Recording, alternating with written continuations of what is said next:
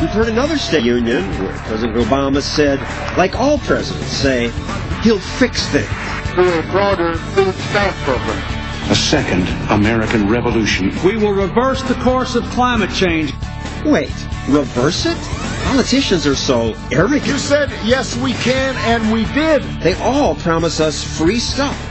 Well, not all. This politician doesn't. This is what has to stop in this country, is the notion of free. He joins us with other defenders of liberty to question things like politicians giving our money to their cronies. Oh no, I'm underwater. I need a bailout. What is the state of our union? We're in deep trouble. That's our show tonight.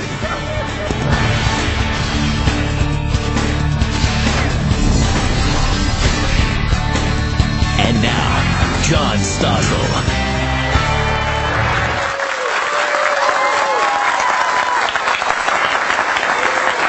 We just watched the State of the Union together. We watched so you don't have to. And what did our studio audience think? Who was inspired by the president's speech? Nobody? Who was ticked off and bored? Typical Stossel libertarian audience. We'll hear more from them later. But now let's hear from our all-star panel, which includes one former presidential candidate, the guy I say should have won the presidency, former New Mexico Governor Gary Johnson. Also here is Hadley Heath of the Independent Women's Forum and Charles Cook of National Review. So, Gary, you first. What, you hear anything that impressed you? Well, bigger and bigger government, and if there's an overriding theme tonight too, it's the fact that he's going to do it with executive orders. So it's a little scary. He said, "Let's make this a year of action." That's what most Americans want, for all of us in this chamber to focus on their lives, their hopes. I mean, I fear them focusing on me. I want to be left alone. And in the past, we potentially had a balance of power. In the past, we had to have legislation to accomplish all of the things that he wanted to do for us. But now he's going to do them with executive orders, so I have to say that a little scary. Hadley? You would think that he would want to expand executive power quietly, secretly, in a clandestine sort of way, but he's blatantly telling us, I'm going to bypass your representatives in Congress, and then our representatives in Congress stand up and cheer. I mean, to me, that makes no sense. It's not checks and balances. Did they all? Did both parties? No, some of them did. Charles? Well, he came to the chamber and he said, as he has before, that the whole chamber was united for the country, which is a creepy thing to say for a president. The reason the chamber exists is because people disagree. We don't want people shooting each other, so we have debates.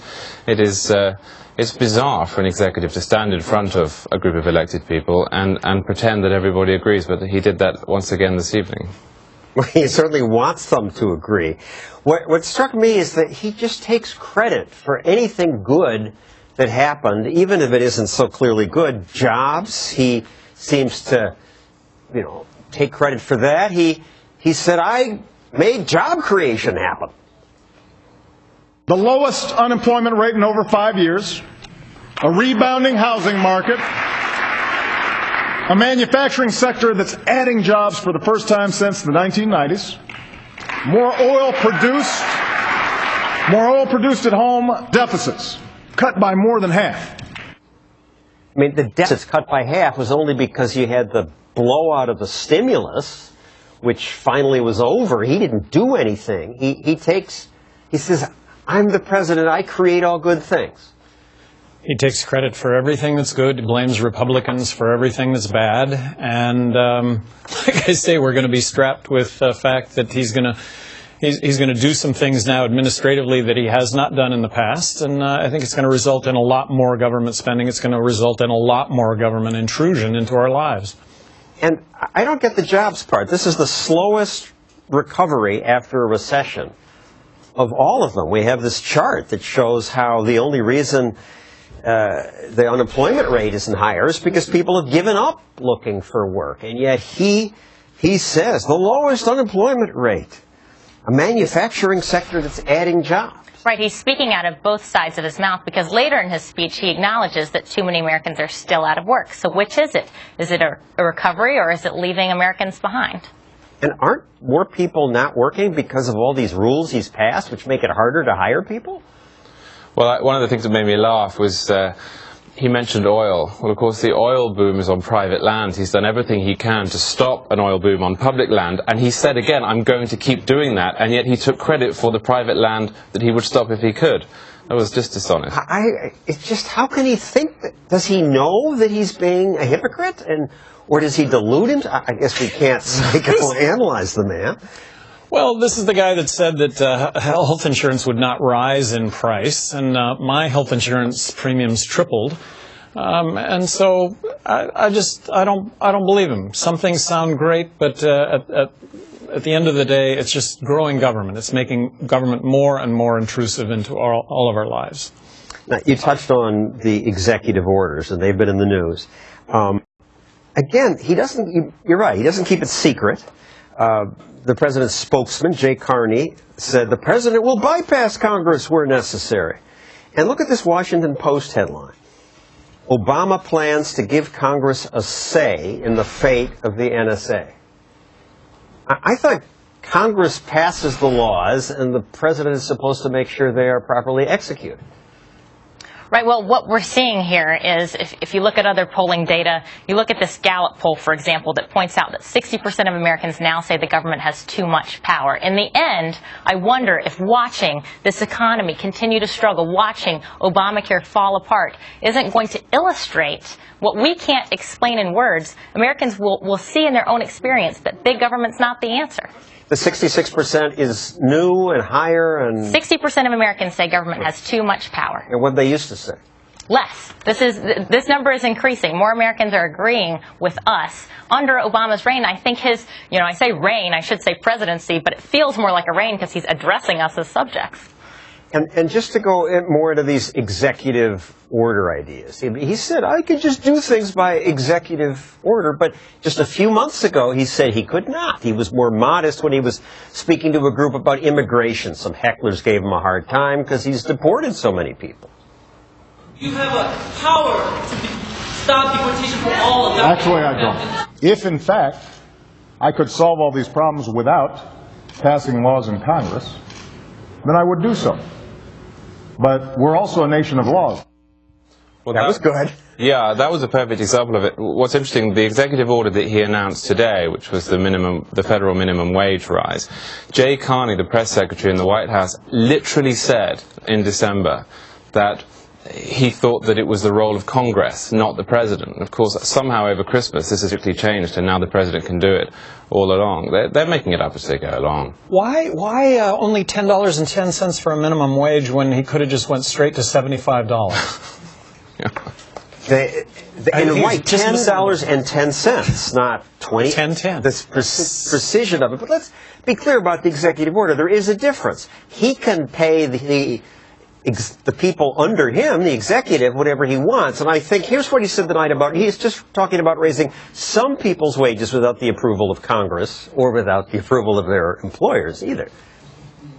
In the coming weeks, I will issue an executive order requiring federal contractors to pay their federally funded employees a fair wage of at least $10.10 an hour.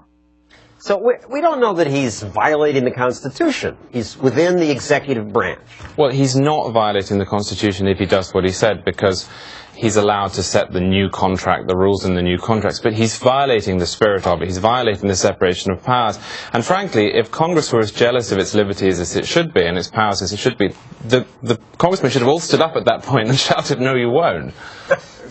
And they should have screamed about the Washington Post headline about, we'll allow them to participate. Right. But Congress has been beaten down over time because their popularity rating is even lower.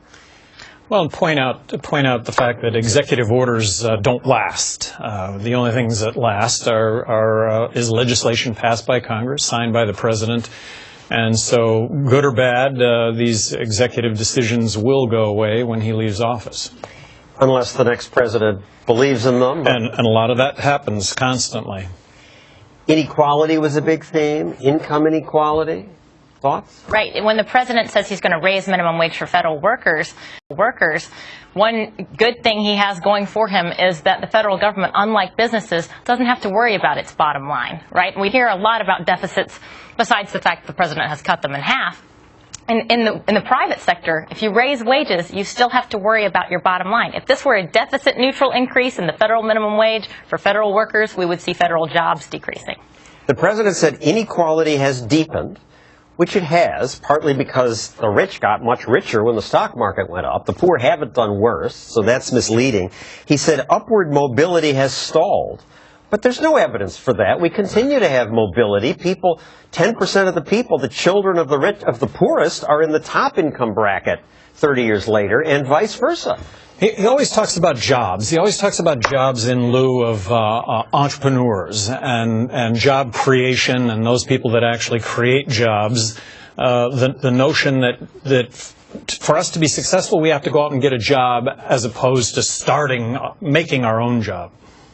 I don't think there's an ideal or equilibrium amount of people from each class that should be mobile to the other. Obviously, we want to have some social mobility that proves that we are taking advantage of the freedom to manifest destiny and improve ourselves. But we should be aware of ways that the federal government especially can be the enemy of social mobility. Like, for example, with Obamacare. Have you seen the number of people whose hours have been decreased to part-time jobs? These are people who prefer to be in full-time work, but because of their employer and because of the compliance with the employer mandate, they're working part-time jobs now. But he gives the example of this poor woman who was helped by Obamacare, and those are moving stories. Well, you're always going to find those. I mean, when government acts, you're always going to find somebody who's helped. The question is, overall, is it good for America? And you can look at it a various number of ways.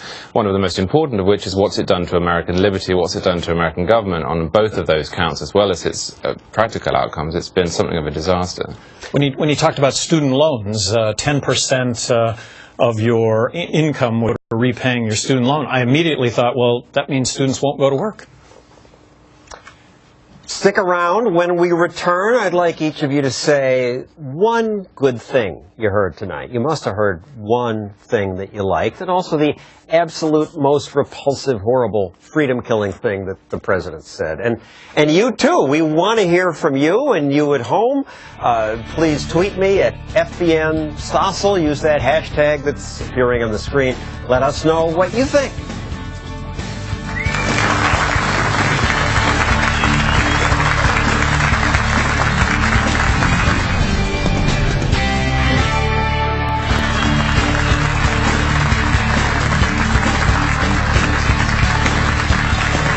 Back with our all-star panel, former presidential candidate Gary Johnson, Hadley Heath of the Independent Women's Forum, and Charles Cook of National Review. So, Charles, you first. Something in the speech you liked? I thought the best part of the speech was when he praised the soldier who was sitting in the audience. I think if we're going to send people abroad to end up lying face down in a canal with shrapnel in their brain, we should make a virtue of what they've done, and I was pleased to see it. Hadley? I agree with Charles, and I liked the line, "It is you, our citizens, who make the state of our union strong." I agree with that line. I don't believe the president's actions or policies reflect that philosophy, but I agree with those words. Gary? Paraphrasing, but he said that our military interventions cause a rise in terrorism. We have hundreds of millions of enemies to this country that arguably would not exist but for our military interventions.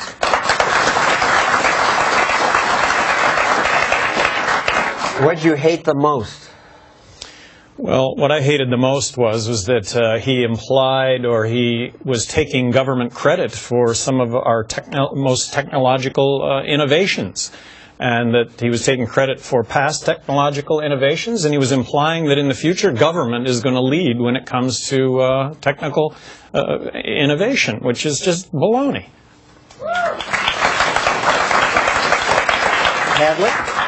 I hated to see the president paint women as a victim class. He used the 77 cents on the dollar. Yeah, he rolled out that women are victim statistic that is always reliable. Politicians use this to make people angry. We have it here. Yes. Women make up about half our workforce. But they still make 77 cents for every dollar a man earns. That is wrong. And in 2014, it's an embarrassment. Women deserve equal pay for equal work.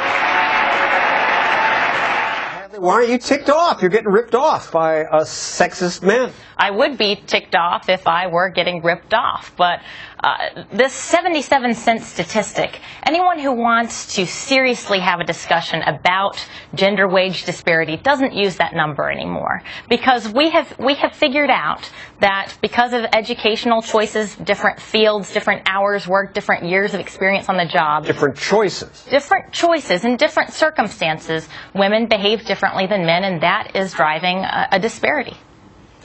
The worst part for you, Charles? He indulged one of my pet peeves in one of his habits, which is he said there's a legitimate argument over the size of government, there are people who disagree with me as to what we should do, and then he said, but we should do what I want anyway. Which is a typical Obama trick, and it is funny, and it is funny, but at the same time it's not, because half the country disagree with him and sort of push their concerns under the carpet. Address this pre-K promise. This appeals to people. Oh, give the kids a head start, and it's free pre-K. Well, free, that's just an oxymoron. Of course, we're going to pay for it. And really, I think we should bring free markets to education. The notion that the education model of the future can be free. The Khan Academy. I mean, he's not talking about any of that. He just talks about putting more and more and more money into a system of education that, by all measurements, does worse and worse and worse. And he should be talking about abolishing the Federal Department of Education. And Hadley, you say free pre-K is actually a bad thing. Yes, free pre-K, besides the criticism of its costs, will actually be detrimental to families who want diverse educational options. When we have a prepaid, government-run preschool, that undermines the competition among various daycares, religious, non-religious, Montessori schools. We have a variety of options. They may be expensive, but there are other ways. Yeah, what about the poor who can't afford them? Look, the best way to reduce the price of anything is to encourage a competitive market. That's true in healthcare, that's true in education, that's true all around. But more government regulations and government competition don't serve to meet that end. Yeah, one of my objections to his pre-K policy is that I don't think it has anything to do with the federal government at all. To me, this is an issue for the states, and it's an issue for families and towns and municipalities, and the fact that the president would stand in front of the whole country and make a promise of how 4-year-olds will be educated suggests he doesn't really know what his job is. You compared him to King James II? Well, I think there's been a 500-year fight in my country of birth and in this country as to what the government should do and which level of government should do it and what Congress gets to do and what the President gets to do. And it was disappointing this evening to watch him stand pretty much on the Cavalier side instead of the Roundhead side, if you get the analogy from the English Civil War. He needs to realize that his job is limited and it has nothing to do with the education of 4-year-olds. I mean, King James tortured people and beheaded his nephew. He hasn't done that. I don't think he'll do that. No. Thank you, panel. After the break, we'll learn more about the president's cronies. Oh no, I'm underwater. I need a bailout. And later, my State of the Union address. How fits America?